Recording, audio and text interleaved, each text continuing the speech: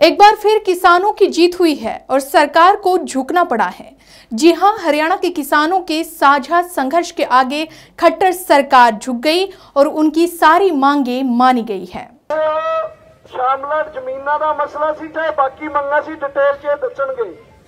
उन्हां नूं जिन्ने विस्तार च जिन्ने तरकशील तरीके नाल जिन्ने जोश दे नाल जिन्ने प्रसंगिकता दे नाल तुहाडी लीडरशिप ने उत्थे बहस कीती और तुहाडे किसानां दे साडे संयुक्त किसान मोर्चे दीयां इन्हां जथेबंदियां दे ते उन्हां दे किसानां दे तकरीबन 99.9% मसले ने जिहड़े तुहाडे हक च हल हो गए ने। आपको बता दें कि प्रदेश भर के किसानों ने अपनी मांगों को लेकर हजारों की संख्या में चंडीगढ़ पंचकुला बॉर्डर पर प्रदर्शन किया। इसके बाद सरकार को एक बार फिर दिल्ली बॉर्डर की याद आई और उसने किसान प्रतिनिधियों को वार्ता के लिए बुलाया। किसान और मुख्यमंत्री खट्टर के बीच सकारात्मक माहौल में हुई बैठक के बाद सरकार ने किसानों की सारी मांगे पूरी करने का आश्वासन दिया और किसानों ने ये आंदोलन जीत के साथ वापस लिया। हालांकि किसान संगठनों ने यह स्पष्ट कहा है कि अगर सरकार ने उनकी मांगे पूरी नहीं की या कोई धोखा किया तो वो फिर से एक साथ होकर आंदोलन करेंगे।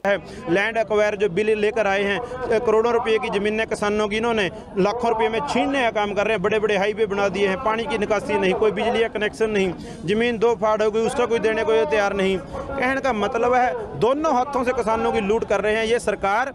कॉर्पोरेट को कम से कम रेटों के ऊपर जमीन और उस जमीन के ऊपर फैक्ट्री के अंदर कम से कम रेट के ऊपर मजदूर उपलब्ध कराना सरकार की प्राथमिकता है। लेकिन ये सरकार की मनसा हमने पहले भी फैल की है और आगे भी हम ऐसे ही एकजुट होकर इस सरकार को कॉर्पोरेट के हाथों हमें बिकने नहीं देंगे। ठीक है, अगर कोई और वर्ग बिकना चाहते हैं बिकें, लेकिन किसान मजदूर अपनी राखी करने के लिए हमेशा लड़ा है और आगे भी लड़ा। जैसे देश की सरकार को झुकाने का काम किया, ऐसे ही प्रदेश की सरकार को झुकाकर अपनी जमीनें बचाने का काम करेंगे।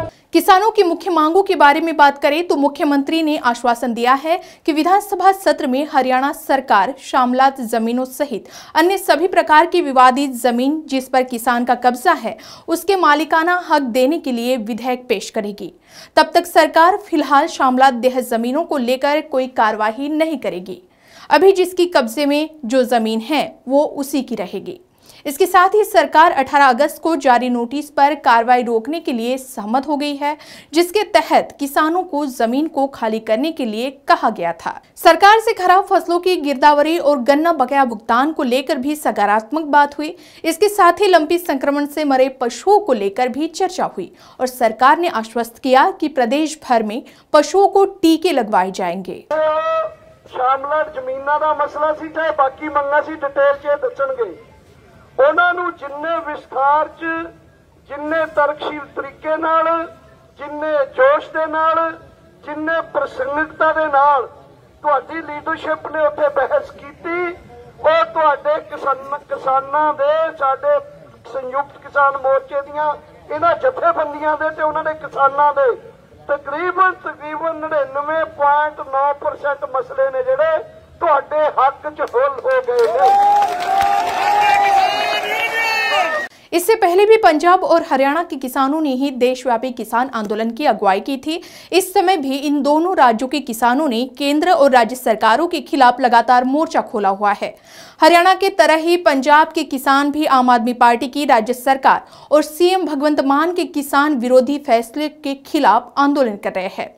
इसमें ये मुख्यतः किसानों के सिंचाई के पानी को निजी या एनजीओ के हाथों में देने का विरोध कर रहे हैं। इसके साथ ही अन्य किसानी से जुड़े सवालों को लेकर किसान आम आदमी पार्टी सरकार के मंत्री और विधायकों के घरों का लगातार घेराव और विरोध प्रदर्शन कर रहे हैं।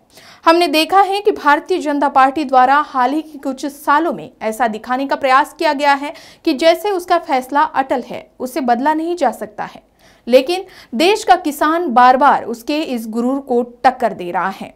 इस बारे में आपकी क्या राय है, हमें कमेंट करके जरूर बताएं। साथ ही अन्य खबरों के लिए आज ही क्वालिटी न्यूज के फेसबुक पेज को लाइक और फॉलो करें और यूट्यूब चैनल को सब्सक्राइब करना ना भूलें। धन्यवाद।